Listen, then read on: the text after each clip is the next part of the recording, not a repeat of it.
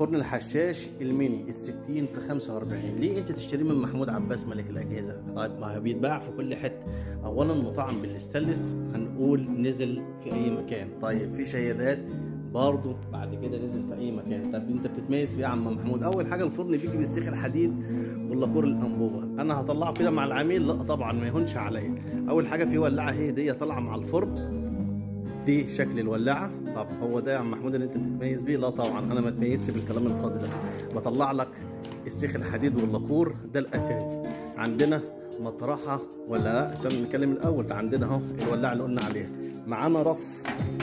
الرف ده لازمته ايه؟ الرف ده احطه لك جوه الفرن يشغله دورين.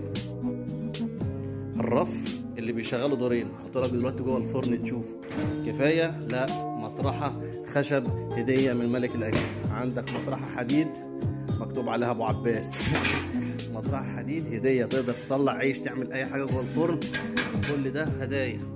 بلاطه مينا. الرف شكله عامل ازاي؟ اهو رف، شكل الرف ده شكل الرف جوه الفرن، تقدر تستخدمه صينيه فوق صينيه تحت.